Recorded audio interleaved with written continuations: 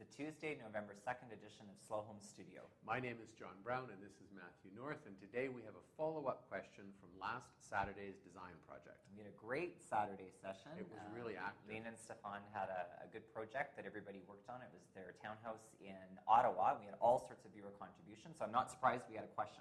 That's right, and it comes from Trevor from Wisconsin, who wanted to get a little bit more information about the design of the front entry millwork piece that we had proposed in our project. And so Trevor writes, I really like your design for the front entry bench that you showed us in last Saturday's design project, and I have a similar situation in my house, and I think that something like this could work really well for me. It was hard to see some of the details in the workshop presentation. Could you talk about it in more detail, please? And that was Trevor's question. So we've pulled up a couple of the images from last Saturday, and we've added a few more. So. Yeah. Well, it is interesting because it is kind of a complex piece. I mean, it's not a very big piece of millwork, but the thing that makes it a little tricky is that it's two-sided. So it has a presence in both the front room as well as a presence from the entry. So the trick is how they all sort of link together.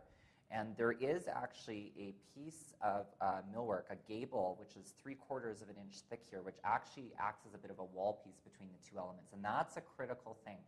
And without that, the piece wouldn't fit and do what we've sort of done on it. So if we just look at the next image. So from the back side, it becomes solid here at the back of the bench. And then this is a bookshelf. So that 3/4 inch piece of wood goes from floor to ceiling, and that actually acts as a stop against the glass. And that's really important because what that does is it allows the glass just to be mounted on a channel on the bench and on the ceiling and just slide in place. So it doesn't need any clips or anything that's complicated. So here's a detail of those same two images, but just blown up a little bit. And I think what's important is that we've got this one piece, which is the bookcase element, and then we've got this other piece, which is the low bench. And the part that Matthew's referring to is this piece right there. Yeah. And that's the critical bit. So it would actually probably come as, it would be constructed as two pieces. It would be. Like the millworkers would build a bookcase and they'd install it. Then they'd put the gable in and then they'd put the bench piece in front of it. So it wouldn't be, because otherwise they would need to scribe it and basically build it on site, and that would take a lot of work. So this is kind of a cheat. They can kind of build both pieces separately. Because it's being built into that corner, right? And it's Yeah. it was a effective, I think a really clever way that you came up with to deal with that corner condition and giving a little bit more storage space in that. Yeah, it was for their phone desk. Study area. Yeah. So this is looking at that same image, but now just both of them blown up into a bit more detail. Yeah. And then we had a this is from the top, so more detail from the top and the sides. Yeah. Yeah, and that channel that you were talking about would be running in the ceiling that was just removed there, as well as there. And if the glass installer wanted to, they could also run a channel down on that side. Yeah, I think a lot of times the glass installer would just leave that unattached because there's probably going to be a bit of a bow to that, and that's sort of how they would be able to cheat and get it to fit in without scribing it too much. I think we had an image of the bench in a little. Yeah, this I want to just talk about this a little bit because this is the trick to making this bench work. So a typical bench height is 15 inches off the ground. That's typical.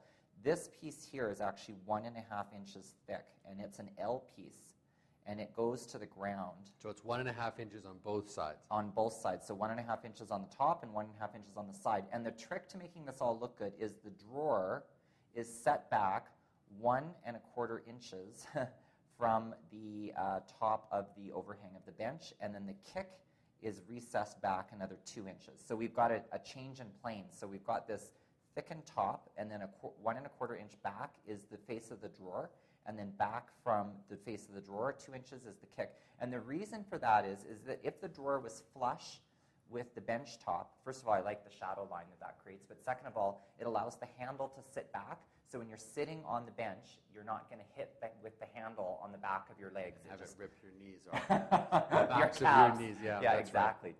And I think, and let's just draw a quick section there.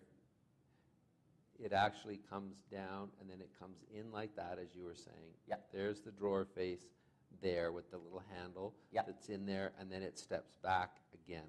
Yeah. Right? Yeah. Like that. That's really the section of this piece. And I think there's the technical reason of wanting to recess the handle in, but it also you want to have that recess so that you read this piece as being an L, Yeah. as opposed to it just being a block. Yeah, and that's really That's important really because important. because with benches, like I think one thing that I've learned is that it's a bench top is a tricky thing to detail. You don't want it to look like a mini table or like you want it to actually look like somewhere you sit. And having that L piece really helps it because you can also sit on the side as well as from the front. Well, and you can see it here that on this side it is just a solid piece that comes all the way down. Yep. And I think it works on this side because it's actually part of an overall composition where there's the bookcases on this side. But on this side where it's really just the bench, you want it to read like a bench, Yeah. like a piece of furniture that actually, if we're looking at it, actually runs up that side of the wall. So it's a Yep. kind of, it's another L that's doing. And the other little important detail is the kick has to be at least the height of the baseboard. Otherwise, your drawer is going to hit the baseboard and That's won't right. be able You to can open. see it right there. So that's Let's really go important. into that detail right there. It needs Yeah. to be at least that. We're showing it in the model as being right on that, but you It probably has should to be be up a about little bit more. quarter of an inch, half an inch to allow for variations in the baseboard. Otherwise, yeah, there's going to Yeah, be all sorts big of collision. problems because the mill worker isn't installing that. And one more thing I would like to bring up is that the top of the bench, a lot of times what we'll do is in this case, we've detailed it as a wood finish, but the top we'll actually do as a laminate so that you can be a bit rougher because wood on a top for a bench is a bit more vulnerable to scratching and wear. It's okay for like the drawer face and the edging and the sides, but the top you can inset like even a dark color laminate so it still blends together but has a bit more durability. Well, I hope that you all found that interesting, and I hope that, Trevor, you found that useful. So be sure and tune in tomorrow because we're going to have another Design Minute, and in this one, Matthew's going to be concluding our discussion about orientation with a talk about the privacy screens on my back deck. See you tomorrow. Bye-bye.